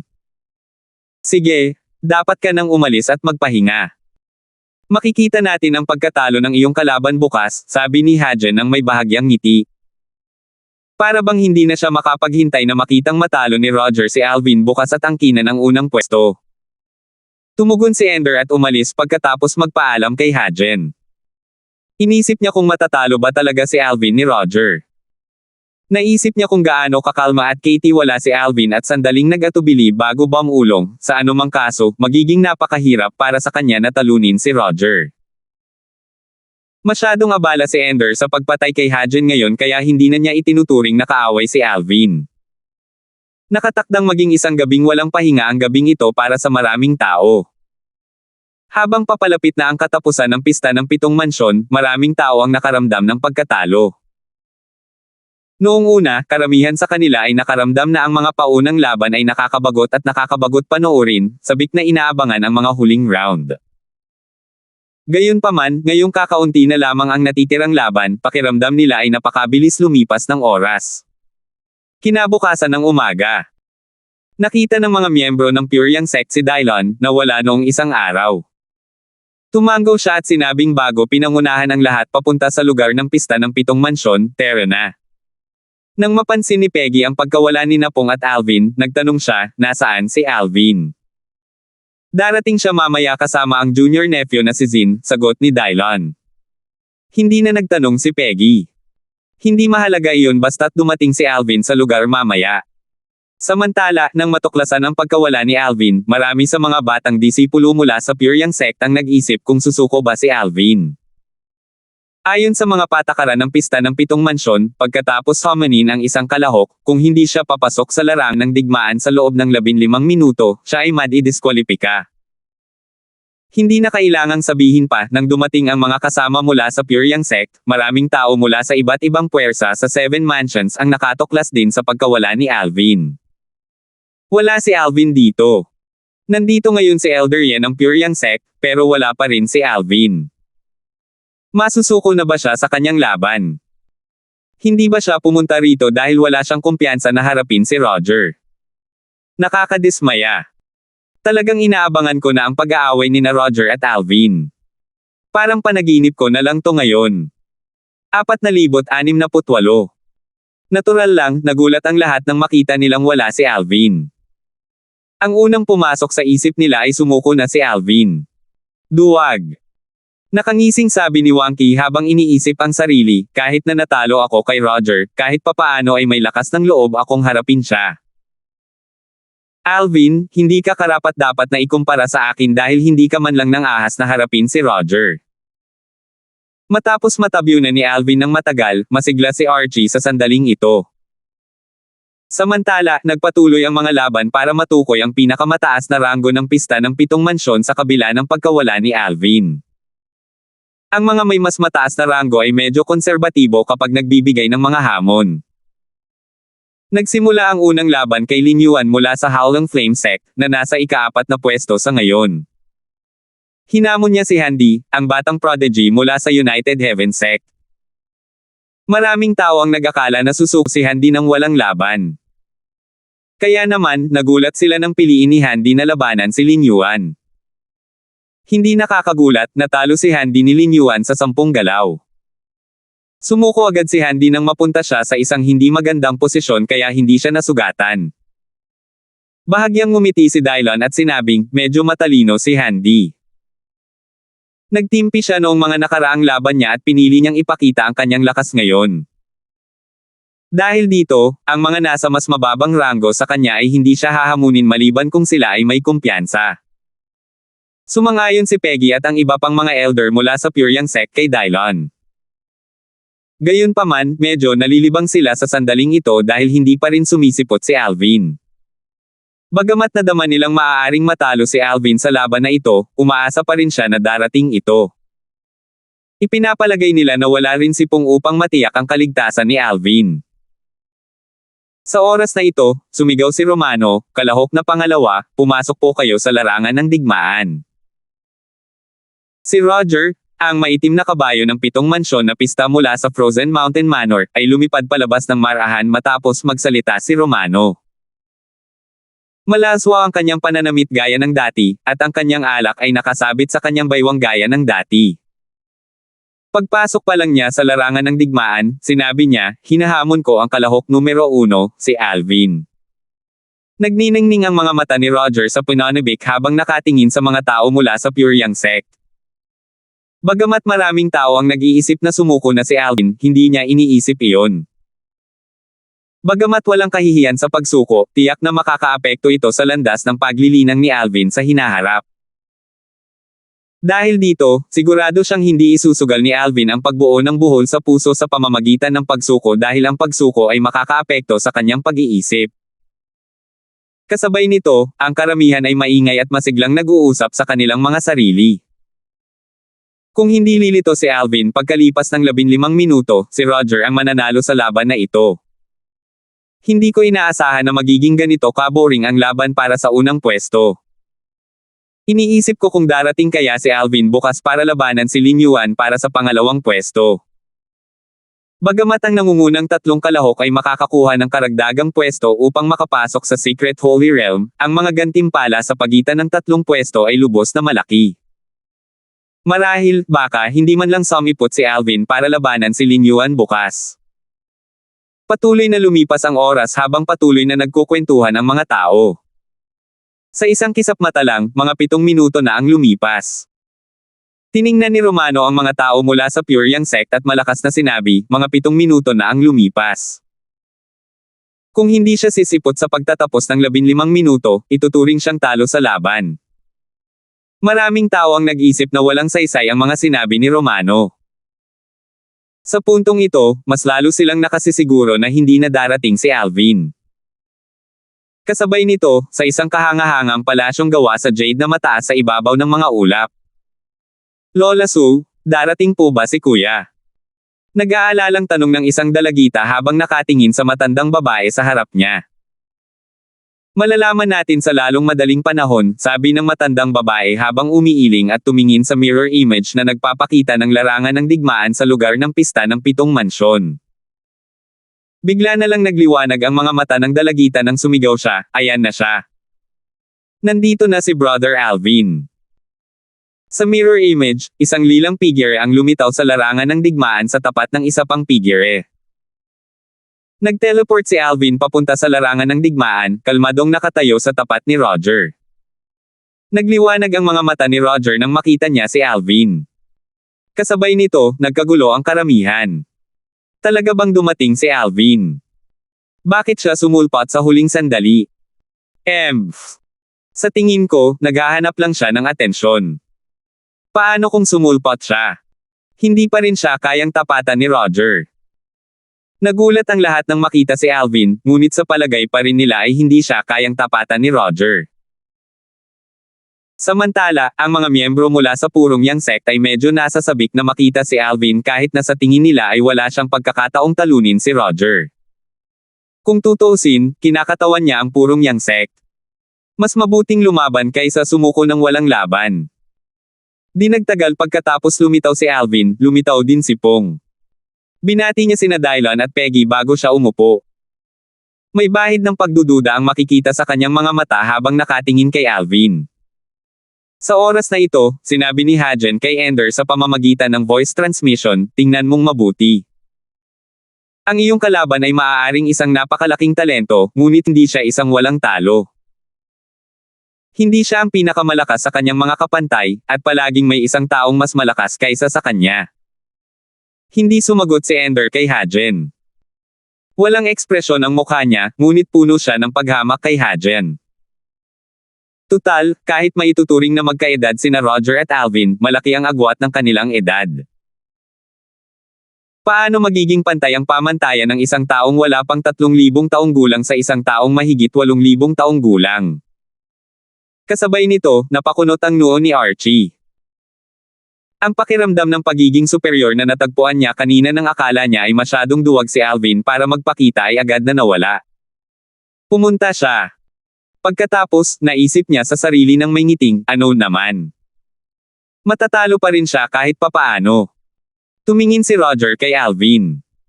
Hindi na matamlay ang ekspresyon niya. Sa halip, seryoso ito nang sabihin niya, Alvin, nauuna sa iyo ang reputasyon mo. Isang intermediate Lord of Gods mula sa mas mababang kaharian na wala pang 3,000 taong gulang. Noong kasing edad mo ako, isa rin akong Lord of Gods, pero hindi kita maihahambing. Ikinagulat ng mga tao ang papuri ni Roger. Sila, kasama na ang mga tao mula sa Frozen Mountain Manor, ay hindi alam na si Roger ay naging Panginoon ng mga Diyos din bago pa man siya umabot sa edad na 3,000. Hindi nakakagulat na hindi ito alam ng mga miyembro ng Frozen Mountain Manor. Tutal, si Roger ay nakabalik lamang mga 1,000 taon na ang nakalilipas. Bukod dito, palagi siyang hindi nagpapakita ng anumang partikular na personalidad at nagpapakita lamang ng katamtamang lakas. Sumagot si Alvin ng may bahagyang ngiti, ang laban natin ngayon ay walang kinalaman sa ating edad. Ang pista ng 7 mansyon ay isang plataporma para sa lahat ng wala pang 10,000 taong gulang. Pareho lang tayo. Pagkatapos, buong kumpiyansa niyang idinagdag, kailangan mo akong talunin para mauna sa pista ng 7 mansyon. Kung hindi, mapipilitin ka na lang sa pangalawang pwesto. Maraming tao ang nag-isip na nagkukunwari lamang si Alvin ng kanyang tiwala sa sarili. Ngumiti si Roger at buong kabaitang sinabi, kung matatalo kita, aaminin kong matatalo ako at tatanggapin ang pangalawa sa ranggo. Casual na nagsalita si Roger na parang hindi mahalaga sa kanya kung una o pangalawa ang ranggo niya. Sa sandaling ito, sumingit si Romano, sige, maaari ka nang magsimula dahil nandito na ang lahat. Kumislap ang mga mata ni na Alvin at Roger. Kasabay nito, ang mga tao ay tumalikod at nasa sabik na nanood. Salamat po at sinamahan ninyo ako, ingat lagi mga master.